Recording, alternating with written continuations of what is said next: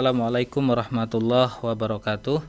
Alhamdulillahirabbil alamin. Allahumma sholli ala sayyidina Muhammad wa ala ali sayyidina Muhammad.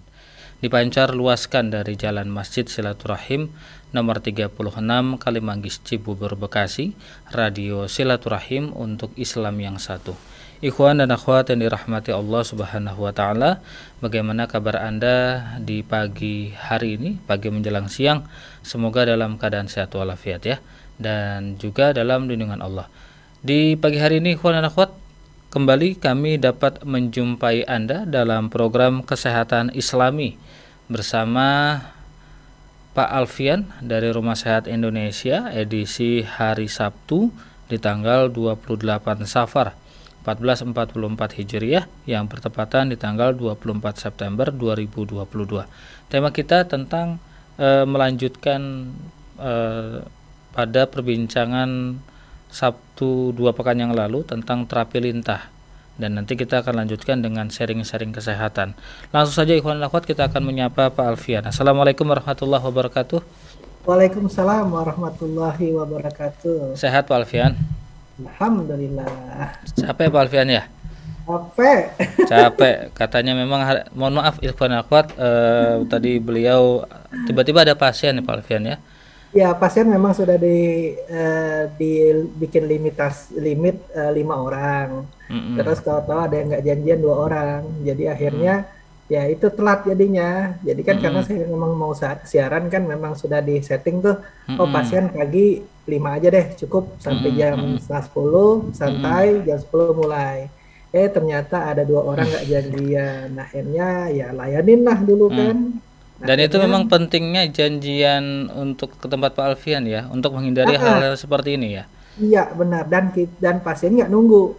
Dan kan misalnya dia sudah jadwalnya jam 9 nih.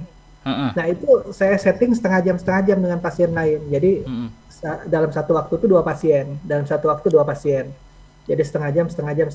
Nah jadi pasien juga nggak lama nunggu. Nah kayak tadi akhirnya nambah 2, akhirnya kan ada yang nunggu gitu. Baik. Akhirnya telat. Nah, itu dia. Kalau untuk setiap pasien sendiri itu makan waktu berapa lama sih Pak Alfian? Tergantung sih ya. Tergantung keluhannya. Tergantung keluhan ya. Kalau misalnya pasien lama kan enak ya, konsultasi cuma sebentar karena udah tahu ya, kayak tadi kan ada pasien lama semua tuh yang 2 nggak janjian. Dia dulu stroke jantung. Terus ada yang satu lagi jantung usus buntu, saraf kejepit. Nah ini preventif aja datangnya, jadi kan itu cepat sebenarnya. Cuman karena tadi numpuk, akhirnya kan jadi lambat ya waktunya gitu. Nah tapi kalau pasien baru biasanya agak lama, karena kan konsultasi lagi, terus kita kan analisa penyakitnya ya, asesmen lah, apa sih keluhan sebenarnya. Nah kadang-kadang pasien tuh nggak terbuka semua, makanya kita kadang-kadang kita yang diagnosa, oh keluhannya apa. Nah kadang-kadang dia juga nggak bawa, kayak misalnya dia ada keluhan di kejepit saraf ya misalnya. Nah dia nggak bawa ronsen, nggak bawa MRI kan. Nah kita tahu, oh ini ada masalah nih di lumbal berapa gitu kan. Nah kita ada tes-tes khususnya. Jadi kita coba satu-satu, nah terus kita cek-cek lah gitu kan. Oh ketahuan nih di sini, nah baru kita intervensi tindakan. Jadi kalau pasien lama enak ya, sudah tahu nih keluhan, kecuali dia keluhan baru datangnya ya. Nah keluhan baru ya kita tanya lagi ya. Gitu. Baik. Dan ada waktu 10 menit ke depan Pak Alfian untuk memaparkan tentang tema kita di siang hari ini, masalah terapi lintah. Ini melanjutkan pada 2 pekan sebelumnya Pak Alfian. Silakan Pak Alfian. Oke, assalamualaikum warahmatullahi wabarakatuh. Waalaikumsalam.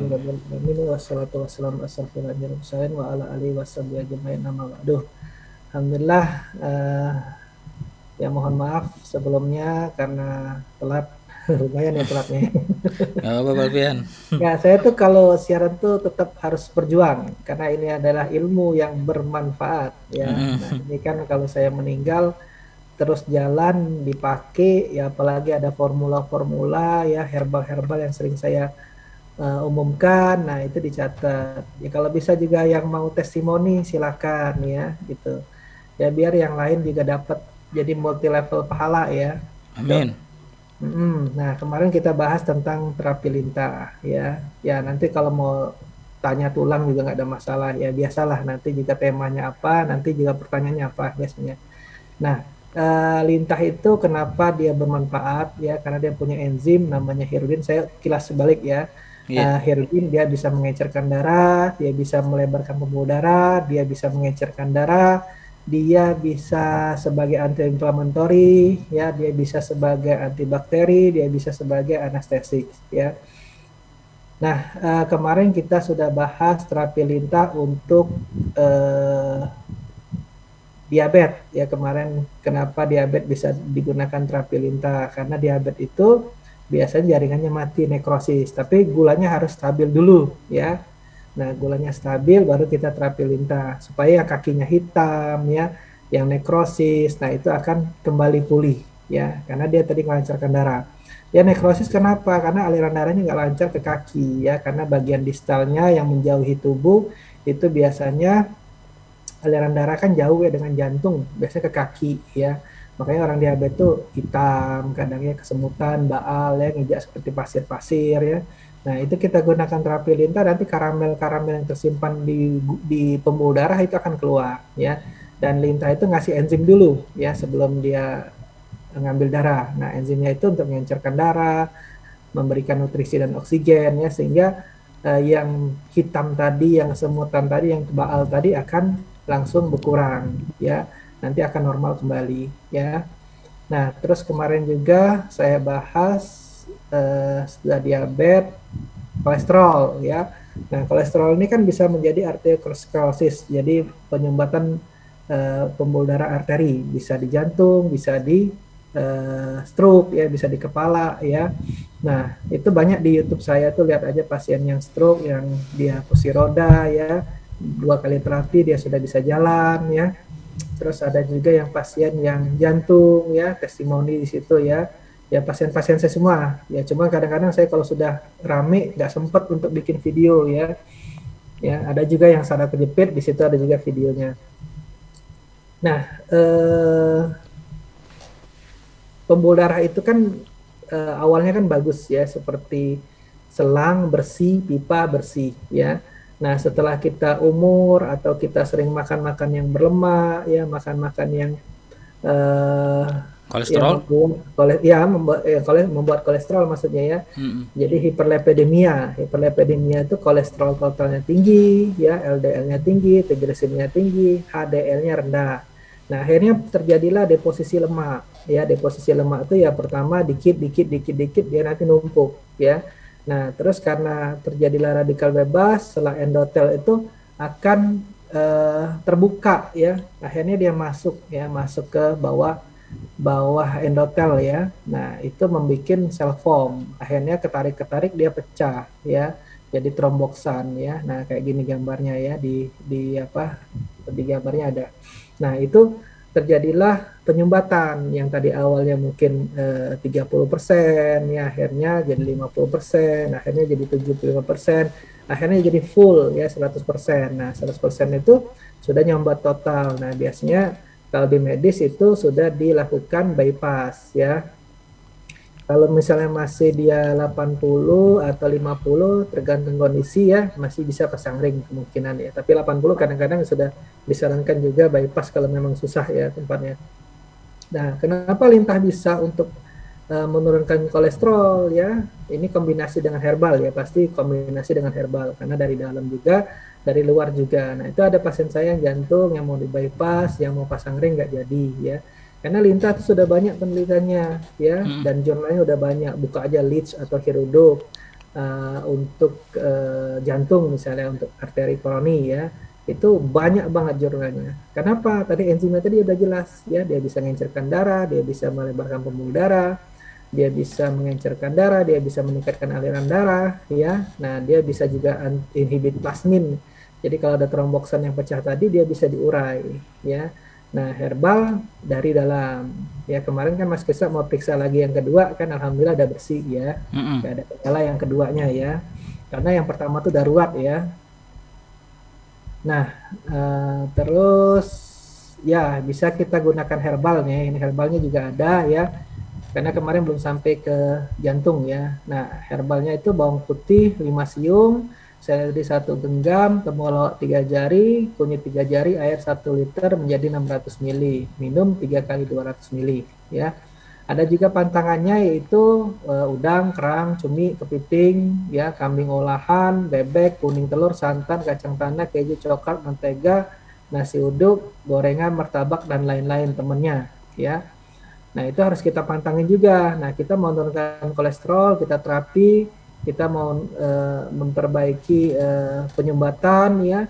Nah, dia makannya tetap ya sama aja. Jadi kita kuras, dia masukin, kita kuras, dia masukin. Nah, itu tidak selesai-selesai. Jadi kita edukasi, lalu kita terapi ya. Terapi dan lalu edukasi ya. Nah, ada lagi asam urat ya. Mas Agus, kalau waktunya nggak cukup, kasih tahu ya. Ya. Langsung kita pertanyaan aja. Nah, ini ada pun asam urat. Asam urat ini sama, karena inflamasi, karena dia punya purin. Nah, purin itu mengendap di sendi-sendi, ya. Nah, purin itu mengendap di sendi-sendi, di jempol, di lutut, di ankle, ya. Nah, akhirnya purin itu ngelok itu apa ya, ngunci ya. Karena dia kegesek-gesek kan. Nah, akhirnya kalau dia lama kelamaan dia akan terbentuk topi. Jadi dia benjol-benjol jadi bengkok tangannya ya, atau jempol kakinya ya, karena sudah terlalu lama. Nah, kalau terlalu lama lagi bisa juga jadi batu ginjal ya. Kalau kolesterol tadi jadi batu empedu ya, kalau ginjal jadi kalau asam urat jadi batu ginjal ya. Nah, makanya kalau orang yang asam urat tinggi terus, hati-hati, nanti ginjalnya rusak ya, keganggu ya. Itu sama orang kolesterol tinggi juga hati-hati, nanti batu empedu ya. Kalau batu intan, batu berlian nggak apa-apa, kasih saya ya. Itu Mas Agus bisa aja. Nah, ini ada formulanya ya, ada formula untuk ramuan asam urat ya. Nah, kenapa lintah tadi bisa kita gunakan? Karena lintah itu bisa sebagai antiinflamasi. Jadi kalau dia kan bengkak itu kan meradang ya. Nah, di situ juga ada purin. Nah, nanti dia sebagai anestesi dan antiinflamasi. Jadi nanti dia nyedap juga purin itu. Akhirnya orang sudah diterapi lintah itu sudah enak. Kadang ada orang pasien ya, udah dia makan allopurinol atau zircaloid ya, dia masih sakit, masih nyeri ya. Kenapa? Karena purinnya masih mengendap. Nah, setelah kita terapi dengan lintah, ya akhirnya purinnya udah hilang, nggak sakit lagi karena kegesekan purin tadi ya. Nah, itu. Nah, ada herbal daun tempuyung ya. Kalau nggak tahu daun tempuyung, kita ganti kumis kucing ya, 2 gram. Ada secang. Nah, kemarin kita bikin secang ya, enak banget tuh, habis tuh, jualan saya habis tuh. Jualan bagi-bagi jamu, bukan jualan ya. Ya, waktu kita workshop, Mas Agus nggak dapet nggak ya, kebagian nggak ya? Kebagian yang kemarin kan? Oh, kebagian ya, Mas Anis ya bungkus ya. Dibungkus. Mas Anis ngebungkus tuh. 1 liter.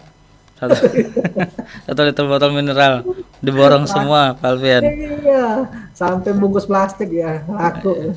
Tapi emang enak sih, segar Pak Alfian yang kemarin itu. Iya dong, itu kan sudah formulasinya udah berubah, maksudnya itu sudah saya coba berkali-kali ya. Jadi formulasi yang pas tuh yang mana gitu kan. Tapi kemarin terlalu manis Pak Alfian. Kalau dari teman-teman katanya sudah manis. Enggak juga. Enggak, karena gula itu kan tes ya, yang dimasukin gula kan karyawan saya tuh. Jadi kan mungkin dia biasa manis, jadi mungkin rasanya nggak manis kan. Kalau itu bukan saya ya. Karena yang masukin karyawan itu kalau gula ya. Kalau saya kan sudah manis, jadi gula-gula sudah jarang ya. Amin. Nah, terus daun kepel bisa kita ubah, boleh alang-alang boleh ya, kita ubah seledri juga boleh ya, 3 gram, secang tadi 5 gram, temulawaknya 3 gram, kunyit 3 gram, meniran 3 gram, air 600 ml, jadi air 1 liter jadi 600 ml ya, minum 3 kali 200 ya. Nah, itu bisa kita gunakan.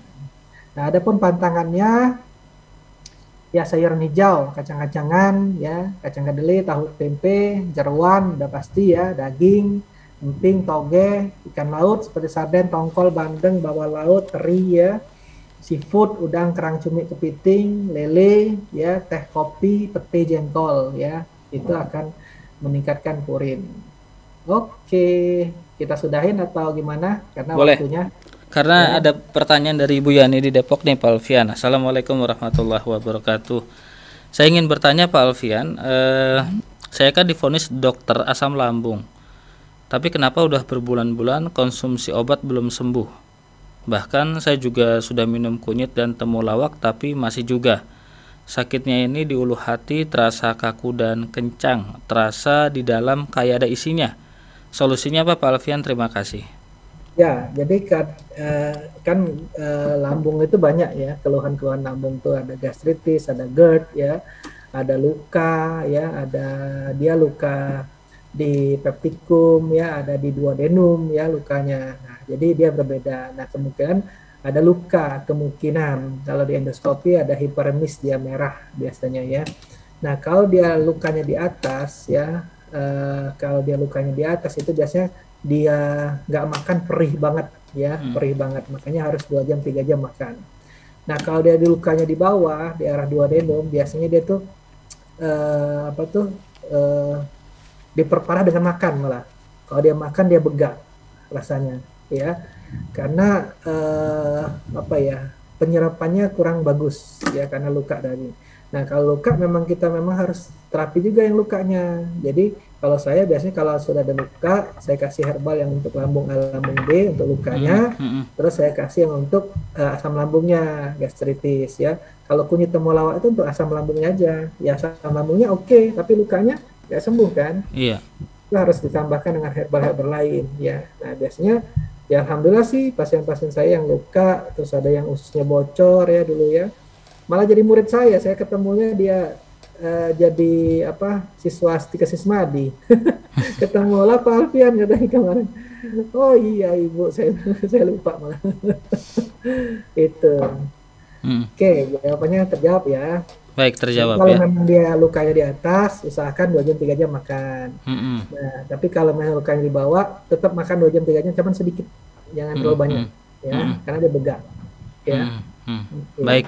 Ada pertanyaan kembali Pak Alfian dari hamba Allah. Assalamualaikum warahmatullahi wabarakatuh. Pertanyaannya, untuk pengganti obat pengencer darah, herbalnya apa Pak Alfian? Ya, kalau pengencer darah itu kan banyak ya, misalnya orang jantung atau orang stroke ya, biasanya kan dikasih pengencer darah. Nah, pengencer darah itu bisa ya berbentuk macam-macam ya, ada merek-merek dagang yang tertentu lah, pokoknya ada yang perih ke lambung. Nah, hati-hati kalau perih ke lambung ya, kalau misalnya kayak Aspilat itu kan perih ke lambung ya, ada yang nggak perih ke lambung. Nah, memang kalau memang dia belum bisa mantangin atau darahnya kental ya, atau dia memang ada jantung atau memang stroke, biasanya dikasih pengencer darah ya. Nah, pengencer darah alami itu banyak ya, seperti bawang putih, omega 3 ya, terus seledri ya, itu jurnal-jurnalnya banyak ya. Nah, itu bisa mengencerkan darah. Tapi kalau dia bawang putih dia ada apa tuh alergi atau dia ada mah, tambahin kunyit ya. Nah, cuman tingkat keparahannya dilihat dulu ya, jangan langsung digantikan herbal karena herbal itu pelan sifatnya. Nah, kalau dia medis itu cepat ya. Nah, nanti gantikannya pelan-pelan ya. Kalau saya begitu kalau ke pasien ya. Kayak orang tensi tinggi ya.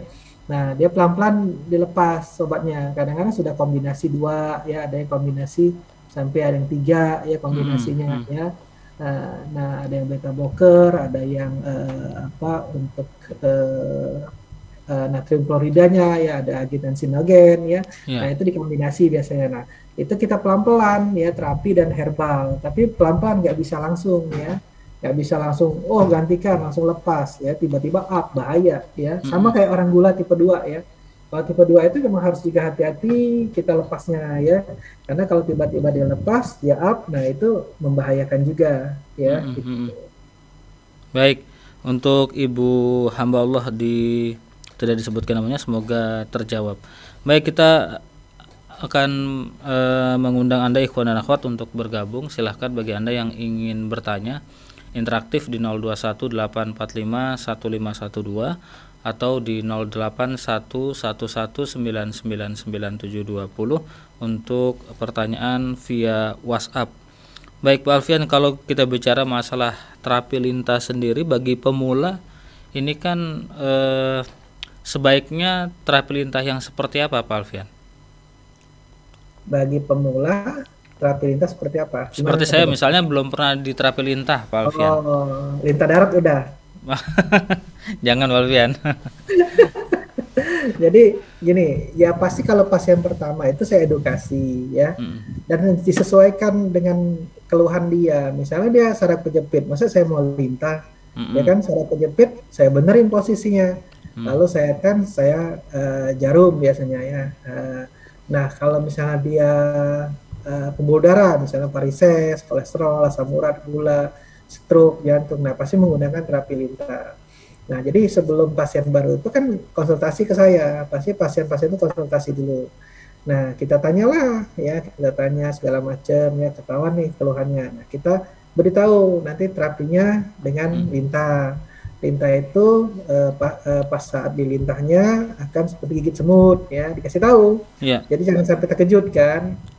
Ibu atau bapak geli nggak sama lintah gitu kan Mm. ditanya. Oh enggak, siap. Nah, baru namanya itu inform consent ya. Jadi persetujuan pasien dulu ya. Nah, terus kita kasih tahu pasca terapi lintah itu pasti akan masih keluar darah karena lintah Mm, itu mengencurkan darah ya. mm, Udah mm. jelas enzimnya mengencurkan darah. Nah, setelah itu sedikit gatal ya karena dia ada bradikinin ya, udah jelas. Nah, kita jelasin ya. Nanti kalau sudah berdarah nanti di rumah kan di sini sudah rapi tuh, sudah kita rapikan semua. Nanti kalau di rumah masih berdarah, Mm, sama kita kasih kapas, alkohol, kita bersihkan, kita kasih bubuk yang mm. saya berikan. Saya tuh ada Baik. bubuknya untuk membertikan Jadi darah. jadi memang ada bubuk untuk menghentikan darah begitu ya. Nah, lebih Kita cepat. sudah ada pendengar yang bergabung, Pak Alfian, ditahan Oke. terlebih dahulu. Assalamualaikum warahmatullahi wabarakatuh. Waalaikumsalam. Waalaikumsalam. Dengan siapa, Pak? Bapak?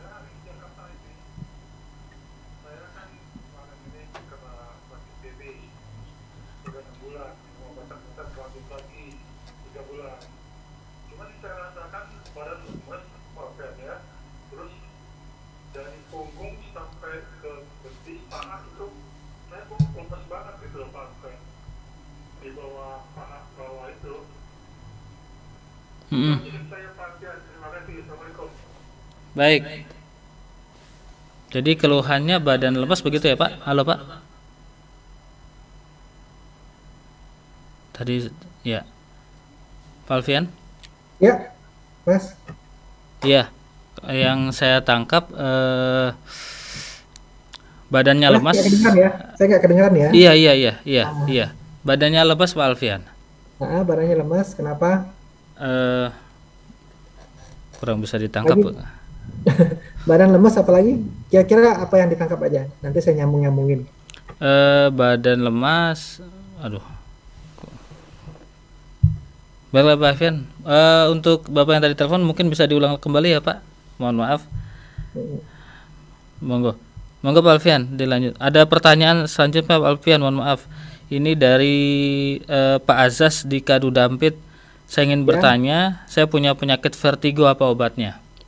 Nah, vertigo ini kan selain THT atau dia ada keluhan di mata, ya. Nah, biasanya ada sebab lain, ya. Kalau dia sudah THT nggak ada masalah, ya. Di mata nggak ada masalah, ya. Nah, ada sebab lain.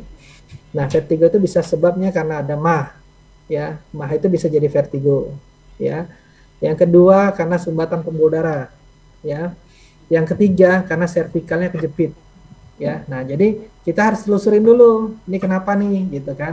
Nanti kita tanya-tanya lah, gitu, ada MAH nggak, makan ini perih nggak, ya, atau kumatnya kapan, ya, atau ada pas dia gerakan leher bisa ke kanan, ke kiri, atau dia rotasi ke kanan, ya, rotasi ke kiri, dia nyeri di leher, nah itu kemungkinan kejepit. Nah, jadi harus kita telusuri dulu ya penyebabnya apa. Nah, kalau pembuluh darah biasanya saya terapi dengan lintah ya. Tapi kalau lintah dan herbal ya. Tapi kalau MAH biasanya saya kasih herbal aja udah kena ya. Terus kalau dia memang servikalnya bermasalah yang kejepit di lehernya itu saya benerin ya. Saya benerin posisinya, terus saya akupuntur biasanya. Ya, saya jarum biasanya, jarum adrenaline ya. Nah, herbal tetap ya untuk menjaga supaya nggak tambah degeneratif ya. Itu ya kalau SOP di klinik. Oke, Mas Agus. Ya, Pak. Ya, demikian untuk Pak Azaz di Kadu Dampit ya. Untuk penyakit vertigo Pak Alfian ya. Iya. Baik, kemudian ada Bapak Abdullah di Depok. Assalamualaikum warahmatullahi wabarakatuh. Pak Alfian izin bertanya, saya sudah 2 bulan ini telapak tangan dan kaki kiri dan kanan saya terasa greges atau kesemutan. Saya sudah cek gula sewaktu nilainya 155, kolesterol 190 dan asam urat 7,4. Apa penyebabnya Pak Alfian? Dan di mana tempat praktek terapi lintahnya Pak Alfian dan jadwal prakteknya, mohon pencerahannya. Ya, kalau dari labnya masih bagus gula sama kolesterol ya. Tapi saya nggak tahu HbA1c-nya. Kalau dari asam uratnya udah di atas normal ya 7,4. Kalau laki-laki itu 7 maksimumnya ya. Nah, kesemutan tuh banyak faktor ya, bisa karena penyumbatan pembuluh darah atau sarafnya kejepit. Tapi kalau tadi dia dua-dua, kemungkinan sumbatan pembuluh darah ya, udah jelas. Tapi kalau dia sebelah ya menjalar, kesemutan, biasanya saraf kejepit ya di pinggangnya ya. Nah, kalau terapi lintah yang tempat saya nanti buka aja, nanti Mas Agus kasih tahu deh terakhir ya. Kalau buka di Google itu udah ketahuan ya, Rumah Sehat Indonesia Pondok Kelapa udah keluar ya di situ. Nanti Mas Agus bacakan lagi terakhir. Baik, nanti saya bacakan untuk Bapak Abdullah di Depok untuk jadwal praktek dan juga nomor teleponnya ya. Kemudian ada pertanyaan dari Ibu Luna. Assalamualaikum warahmatullahi wabarakatuh. Pak Alfian, usia saya jelang 60 tahun. Kemudian saat ini saya kena hipertensi, tapi saya senang gorengan dan makan walau tidak lapar. Sekarang lengan kiri saya baal, seperti ada listriknya. Apa yang harus saya lakukan? Terima kasih. Bingung ya jawabnya. Kenapa Pak Alfian? Iya, iya ada hipertensi, tapi suka gorengan. Kalau lapar juga makan ya. Jadi berarti obesitas ya kemungkinan juga ya. Kemungkinan saya nggak tahu ya. Jadi ya pertama edukasi, jangan lupa gorengan harus dihindari dulu. Karena kan tensi itu kan bisa karena pembuluh darahnya mengecil ya, vasokonstriksi ya, sumbatan ya, plak tadi. Nah itu pasti akan menjadi hipertensi. Karena pompa jantung itu kan harus memompa ke seluruh tubuh ya. Kalau dia banyak plak ya, banyak sumbatan, nah itu kemungkinan tensinya pasti akan tinggi karena dia harus memompa sampai ke seluruh tubuh ya. Nah nanti lama-lama elongasi aorta ya, terus juga jantungnya bengkak kalau tensinya tinggi ya. Nah udah jelas ya, harus edukasi makanan gorengan tadi dikurangin atau diberhentikan ya.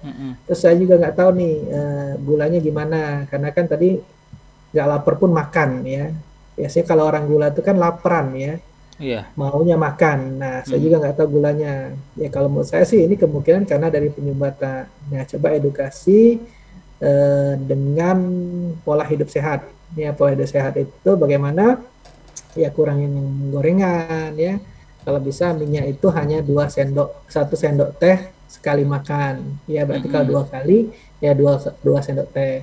Garam kalau bisa 1 sendok teh sehari ya. Terus minyak ya tadi sudah disebutkan. Terus makanan-makanan yang kita masak, kita olah dengan rebusan, kukusan ya, bakar, air fryer ya, apalagi di sop ya, itu boleh. Nah hindarin yang berlemak-lemak ya, seafood ya, udang, kerang, cumi, kepiting dan lain-lain. Nah terus olahraga ya, olahraga jangan lupa, karena olahraga itu akan mengurangi lemak di subkutan ya. Misalnya kita pinggangnya punya kantong ya, pinggangnya punya kantong. Nah dengan kita olahraga lebih dari 30 menit itu baru bakar kalori. Nah 30 menit berikutnya akan bakar lemak ya. Nah lemak akan kebakar ya, seperti saya kan sekarang banyak ke Muay ya, latihan Muay. Nah itu kan luar biasa 2 jam ya. Kita pemanasannya setengah jam, terus kita pendinginan ya ada 15 menit lah. Jadi 1 jam untuk trainingnya, karena kan saya ganti-gantian sama istri juga ikut ya. Nah itu lumayan lemak yang di samping-sampingnya di pinggang itu mengecil dia, karena dia kebakar ya. 30 menit awalnya gula kalori ya, 30 menit berikutnya dia akan bakar lemak ya. Itu saya lebih malah, makanya saya tambahin protein, karena nggak boleh kalau 1 jam lebih nggak nambah protein, karena protein yang dibakar ya. Nah itu harus olahraga, edukasi makanan, terus terapi sih kalau menurut saya ya. Iya. Insya Allah sih yang kesemutannya ya, terus yang nyerinya akan berkurang, karena kalau kita tidak edukasi ya nampak memperparah nantinya, karena kan penyumbatan itu bisa aja nanti 100% ya, nanti bisa menyumbat ke jantung atau menyumbat ke karotis ya, ke leher ya, ke belakang ya, ke stroke maksudnya ya. Nah itu harus cepet-cepet, maksud saya tuh kita edukasi dulu lah ya, edukasi makanan, terus kalau memang ada waktu terapi, terus olahraga yang paling penting ya. Gitu. Kalau saya senang kalau pasien datang tuh ya setelah dia terapi kita edukasi. Nah kayak tadi bapak tadi malah sepupunya Mas Krisna ya. Nah sepupu Mas Krisna itu dia untuk dari duduk berdiri itu ancang-ancang. Ya udah lama. Terus bongkok jalannya, sekarang udah lumayan tuh tadi, udah 2 kali terapi yang kedua ya. Nah itu saya edukasi setelahnya ya, edukasi ya. Kalau edukasi itu harus kita setelah kita terapi kita edukasi, jangan lupa ya. Karena edukasi itu paling penting ya. Kadang orang benerin atau orang terapi nggak ngedukasi, nah pasti akan balik lagi akhirnya. Nah kalau misalnya dia ngedukasi, dia insya Allah bisa permanen ya. Kita jadi senam, Pak kalau Bapak misalnya ada keluhan pinggang lagi, Bapak senamnya begini ya. Kalau bisa Bapak kerjakan tiap hari. Misalnya orang kolesterol atau jantung, Pak Bapak makanannya harus dihindarin ini ya. Setelah sudah sembuh, Bapak jangan makan yang ini ya. Nah kalau Bapak makan lagi ya sami mawon saya bilang gitu kan. Nah atau Bapak terapi sebulan sekali untuk preventif ya, untuk menjaga-jaga aja. Udah alhamdulillah kok, pasien saya ada yang tadi itu yang sudah 8 tahun ya, 8 tahun alhamdulillah ya. Tapi memang usia-usia senja itu memang tidak boleh makan gorengan atau bagaimana Pak Alfian? Karena metabolisme kita turun Mas. Ya kayak Mas Agus umurnya sekarang 20 kan gitu kan. Nah Mas Agus 15 tahun yang lalu kan coba lebih fit kan, ya kan. Atau nanti kita 30 pasti kan tubuh kita nggak lebih fit dari yang sebelumnya ya, menurun, metabolisme kita tuh turun. Nah kenapa kita kurangin asupan-asupan seperti itu? Karena mengurangi beban ya, beban tubuh kita ya, bukan beban kehidupan ya gitu ya. Ya beban tubuh kita untuk memetabolisme itu. Nah kalau kita sering makan minyak, kita sering konsumsi minyak, konsumsi gula ya, itu kan mengganggu ya, memperberat kerja ya, bisa jadi fatty ya, fatty liver ya, bisa jadi gula ya. Kalau sudah gula itu kan induk segala penyakit ya. Kalau orang kena gula itu induk segala penyakit, karena gula itu kemana-mana ya. Gula naik, kolesterol naik, asam urat naik ya. Nah makanya metabolisme kita harus output yang banyak ya. Output yang banyak itu bukan kita harus kardio jingkrak-jingkrak ya. Jalan aja, jalan cepat atau jalan ya 30 menit atau 40 menit ya tiap hari ya. Nah terus makanan kita edukasi ya, boleh gorengan tapi jangan banyak-banyak. Misalnya gorengan pagi, gorengan siang, gorengan malam. Nah ya sudah, tiap hari, tiap bulan, tiap tahun, ya udah wassalam deh. Tapi kan kalau bicara masalah gula kan hampir semua makanan yang kita makan itu mengandung gula. Bahkan nasi sendiri Pak Alfian yang kita masak kemudian kita konsumsi kan juga mengandung gula. Ya. Ini bagaimana Pak Alfian cara menghindari? Gula itu dibatasin, bukan gula itu sudah makan nasi, makan mie ya, double kan ya. Nah nasi tetap, kalau saya tetap makan nasi 6 sendok ya, sayurnya 100 gram, buahnya 100 gram. Terus daging atau ayam tanpa kulit atau daging tanpa lemak atau ikan ya. Kalau kan kolesterolnya aman, jadi saya daging nggak apa-apa ya, tapi yang tanpa lemak usahakan 100 gram. Nah terus boleh tambah tahu atau tempe kalau nggak ada asam urat. Nah, itu kan lengkap ya. Nah tapi maksudnya lengkap itu tidak kita tambahkan lagi, misalnya sudah makan nasi, minum es teh manis misalnya kan. sudah makan nasi tambah mie ya, tambah mie es teh manis ya. Terus apa lagi? Cemilan lagi ya tambahin kan. Nah, itu kan terlalu over, maksudnya terlalu banyak ya. Mungkin kita makan roti nih, kita pengen roti nih, roti enak banget nih roti gitu kan. Misalnya sama kopi ya. Nah, kopinya nggak usah manis ya. Rotinya udah manis, kopinya nggak usah gitu. Maksudnya dibatasin ya. Kalau orang diabetes nggak bisa ya. Gulanya harus gula pura-pura. Ya, gula pura-pura itu misalnya dari kayu manis bisa ya, atau gula-gula diabetes ya itu, atau stevia ya itu ya. Jadi kesimpulannya Pak Alfian, ternyata makanan sehat itu tidak enak Pak Alfian. Enggak juga Oh enggak juga ya. enggak juga makanan sehat Karena itu karena tidak ada yang gulai-gulai Pak Alfian. Ya boleh, tapi jangan terlalu banyak. Baik. Ya. Intinya jangan berlebihan begitu ya. Misalnya kita makan ayam gulai, udah ayamnya aja kita ambil, kuahnya jangan. Ya, banyak orang kan makan daging nih, kuahnya yang diminum. Padahal kuahnya itu yang mengandung lemak. Nah itu yang enak Pak Alfian. Ada pertanyaan dari Ibu Fatma Pak Alfian, usianya 61 tahun. Assalamualaikum warahmatullahi wabarakatuh. Saya penderita asam lambung dan hipertensi. Saya nggak kuat kalau tidur pakai AC karena bangun tidur suka pusing dan sakit dari leher, terus ke belakang kuping kiri dan terus ke kepala bagian kiri. Ini kenapa dan ada herbalnya nggak Pak Alfian? Terima kasih. Ya, kalau herbal ada ya. Cuman ya penyebabnya itu harus dihindari karena udah jelas ya, kalau dia sudah pusingnya itu dari kepala ke belakang sampai ke leher, itu kemudian hipertensinya ya. Lagi kumat lah ya, tapi kalau cuma belakang doang berat, itu kolesterolnya biasanya ya, indikasinya begitu ya. Nah, kalau memang orang ada lambung kena dingin pasti nggak nyaman ya, karena penyerapan tubuhnya itu bermasalah, pencernaan itu lagi bermasalah. Kalau orang pencernaan nggak bermasalah, mau hujan-hujan mau apanya sehat-sehat aja ya, mau hujan mau dingin mau apa, kena apapun itu kuat karena pencernaannya tidak ada masalah ya. Nah, intinya kita perbaikin pencernaannya, terus tensinya ya kita perbaikin juga ya dengan pola makan ya, terus kita terapi dengan herbal ya. Nah, apalagi kalau misalnya stres ya, tensi naik, mahnya kambuh juga, double action ya, tensi juga kena, mah juga kena ya. Makanya obat-obat tensi itu sebenarnya kalau dari herbal ya, pertama dia membuat relaksasi ya, makanya saya juga sediakan minyak pala ya supaya relaksasi, supaya dia nggak stres ya. Nah, kulit itu kan juga akan akan menyambung ke saraf pusat kita. Jadi kita bikin rileks, bikin enak ya.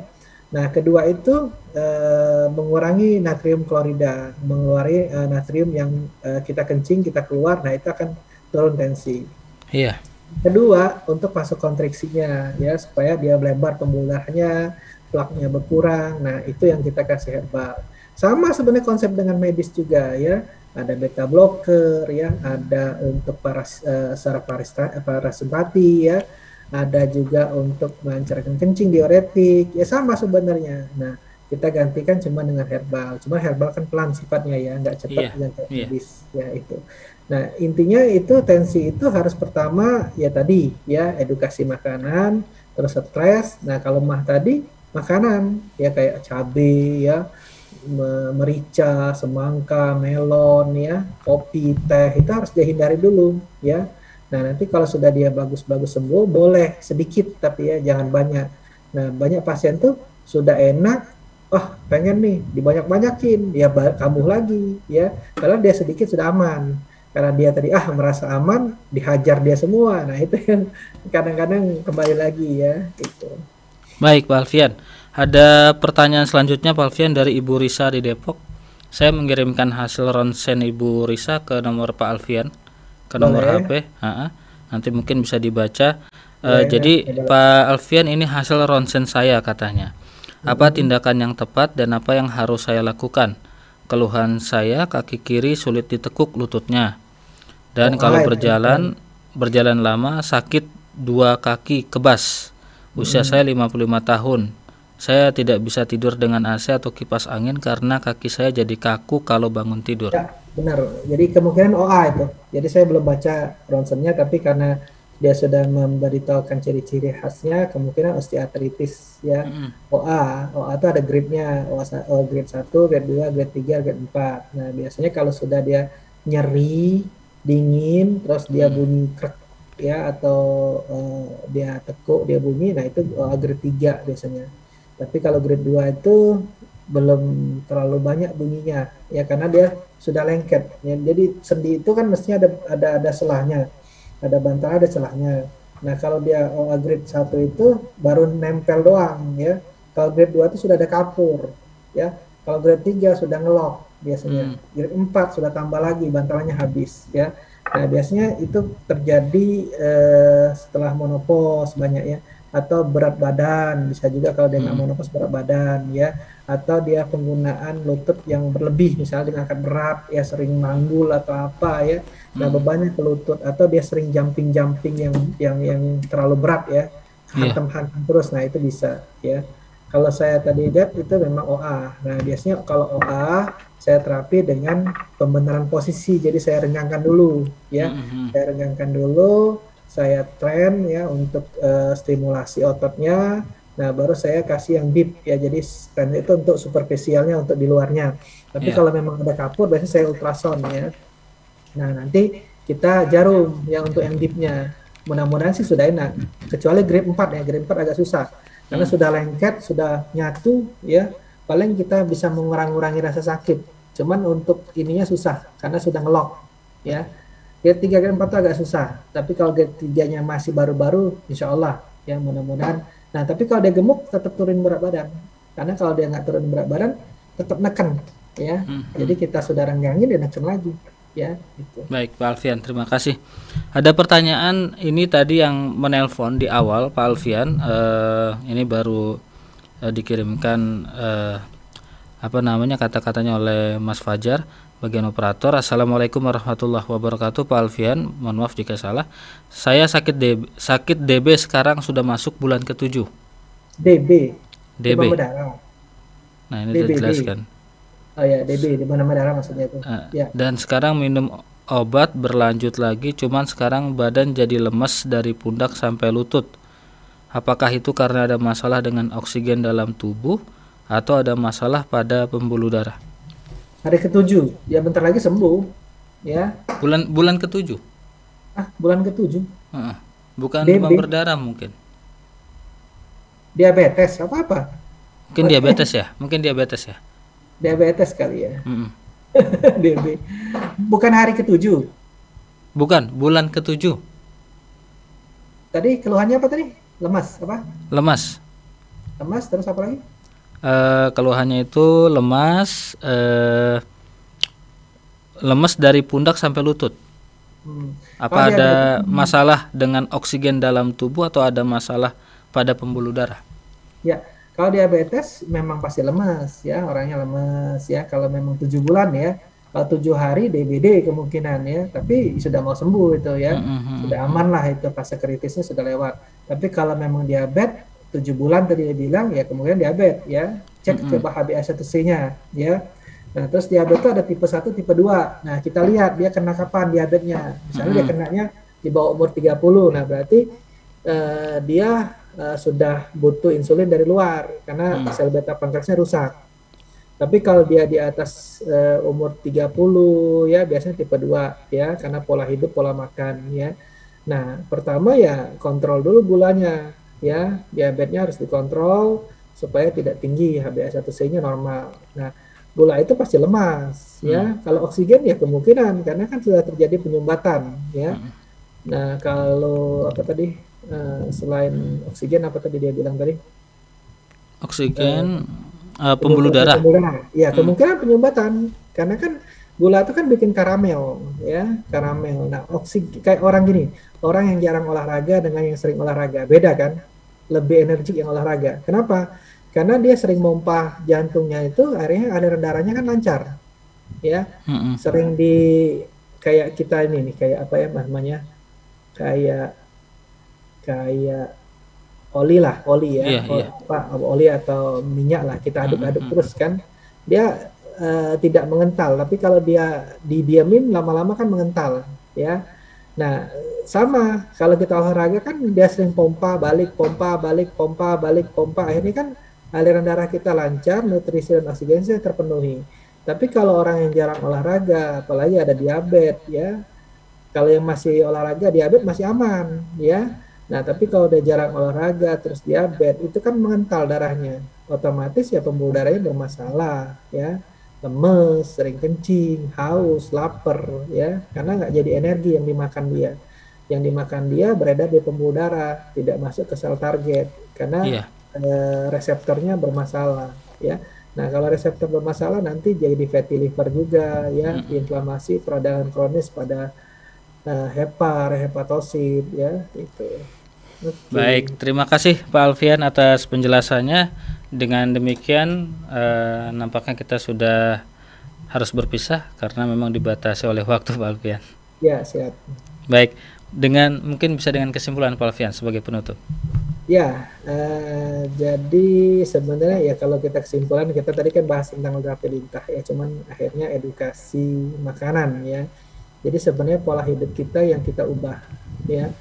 Nah, kalau kita sering olahraga, makanan kita jaga, insya Allah sih lebih enak badan kita karena Mm-mm. tidak terlalu berat ya.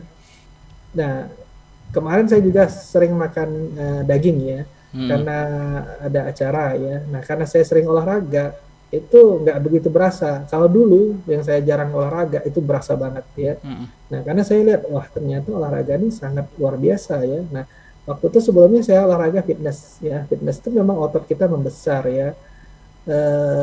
Tapi kardionya kurang. Ya, memang ada kardio kita treadmill bisa ya. Cuman saya rasakan kurang. Nah, sejak saya ikut Muay Thai itu ternyata semua gerak ya. Mm. Yang kaki kita tadi besar ya, paha kita besar ya, karena kita nendang-nendang ya.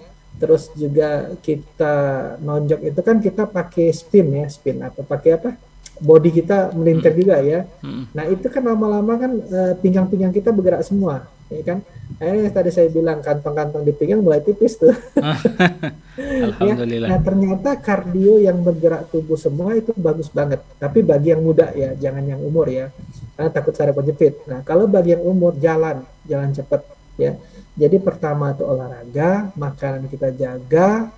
Nah, terus apalagi ya? Ya kalau memang mau terapi, silakan. Untuk kalau saya kan sebulan sekali terapi lintah. Ini saya bekas terapi lintah di belakang. Mm-mm. Untuk apa? Nguras saja sebenarnya.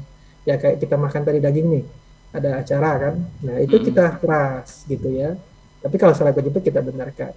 Ya, itu saja. Nanti kalau alamat tanya Mas Agus ya. Baik, kalau untuk alamat di saya Ikhwan Akhwat, jadi bagi Anda yang ingin berkunjung atau sekedar konsultasi ke Rumah Sehat Indonesia bisa di alamat Jalan Ruyung nomor 7 Pondok Kelapa, Kecamatan Durensawit, Jakarta Timur. Nomor telepon yang bisa Anda hubungi langsung ke Pak Alfian 0813 8326 2040, 0813 8326 2040, atau Anda bisa langsung searching di Google Maps, buka saja Rumah Sehat Indonesia. Nanti langsung diarahkan ke sana ya, yang beralamat di Jalan Ruyung, Kecamatan Durensawit, Jakarta Timur. Jadi memang Ikhwan Akhwat, Rumah Sehat Indonesia ini sudah berdiri pada tanggal 10 Maret 2010. Jadi Ya, sudah 12 lama, tahun. udah 12 tahun Pak Alfian ya. Saya Dan dirasain memang 10 tahun. iya. Dan Rumah Sehat Indonesia ini melayani berbagai keluhan, terutama jantung, stroke, dan juga saraf kejepit. Nah, kalau kita tadi berbincang tentang terapi lintah, ini juga salah satu metode kesehatan Betul. yang dilakukan oleh Rumah Ya, Sehat Indonesia. ya. Begitu Pak Alfian ya. Ya, karena enzimnya yang kita perlukan sebenarnya Mm-mm. terapi lintah itu enzimnya yang bermanfaat ya. Ya. Kalau misalnya teknologi sudah bagus, ya Mm-mm. mungkin bisa juga enzimnya itu dibikin freeze drying ya, freeze drying Iya. tidak. Nah, itu untuk teknologi ya. Mm-mm. Gitu. Baik, jadi nomor telepon Pak Alfian untuk WhatsApp ya Ikhwan Akhwat ya, jangan ditelepon. Kalau Ya, WhatsApp insya telepon Allah nggak saya angkat. dibalas. Karena Karena memang kadang-kadang beliau gampang beliau ya. karena memang Pak Alfian sibuk dan banyak pasien. 0813 8326 2040 0813 8326 2040. Mudah-mudahan Anda ke sana dengan izin Allah, Allah berikan kesembuhan. Amin. Bismillah. Amin. Jadi Terima kasih. kalau saya lambat bales atau Mm-mm. lupa, WA lagi aja. Kadang-kadang Mm-mm. numpuk-numpuk ya itu Iya. WA-nya. Baik Pak Alfian, terima kasih banyak atas pencerahannya di siang hari ini. Sama-sama Mas Agus. Terima kasih Pak Alfian. Ikhwan dan akhwat, terima Sama-sama. kasih banyak atas segala perhatian dari Anda dari awal hingga akhir acara. Kami mohon undur diri. Subhanakallahumma wa bihamdika asyhadu alla ilaha illa anta astaghfiruka wa atubu ilaik. Ila liqa billahi taufik wal hidayah. Wassalamualaikum warahmatullahi wabarakatuh. Wabarakatuh.